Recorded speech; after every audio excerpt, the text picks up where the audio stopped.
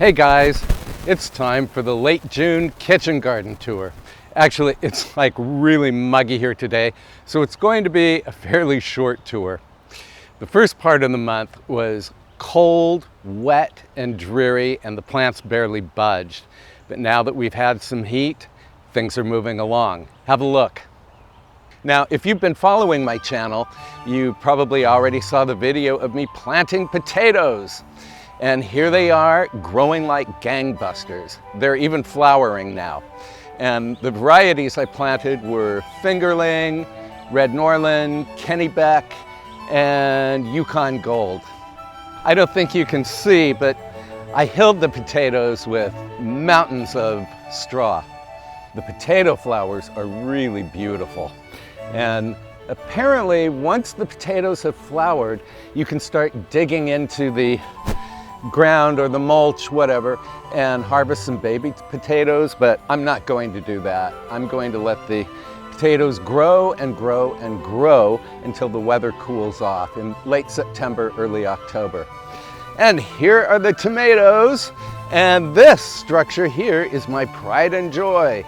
It's a wooden tomato trellis that I built with just 1 inch diameter and 8 feet long posts. And I simply hammered them 1 foot into the ground, and I tied the tops with twine. And I do this every year.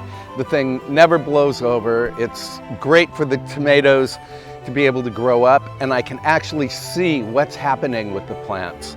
For instance, I can identify suckers very easily, and I do remove suckers.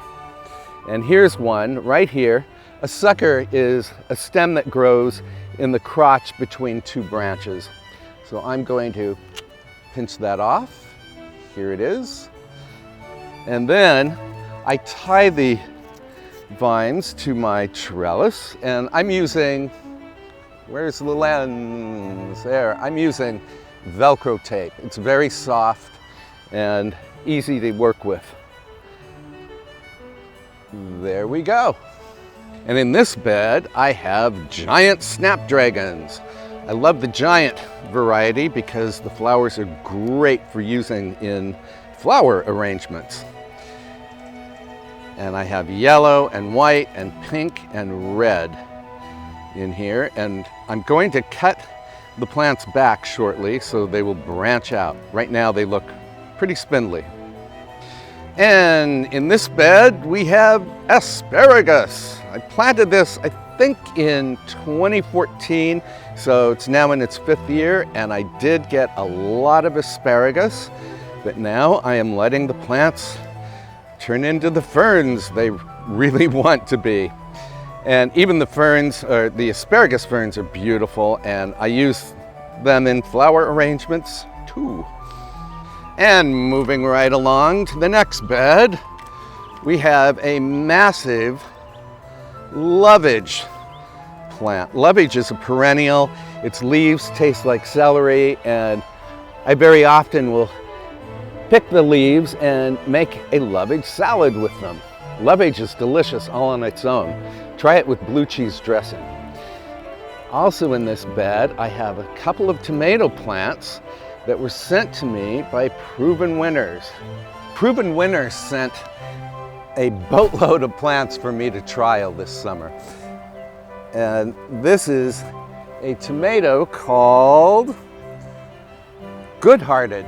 And it's aptly named too, because I don't know if you can see, but each of the tomatoes is heart-shaped. It's really a beautiful tomato. And once they're ripe, I'll taste them and tell you about them. Here's another bed filled with red onions. I planted red onions because they're good winter keepers. And beside the onion bed is another bed of leeks. I use so many leeks in the wintertime that I plant them every year. They're just like onions. Well, they're related to onions. They're members of the allium family. They are absolutely delicious and easy to grow, and no pests bother them. Not in my garden anyway. In the center of the garden, growing in an urn, is this Calibrachoa. The variety is called Callie, C-A-L-L-I-E.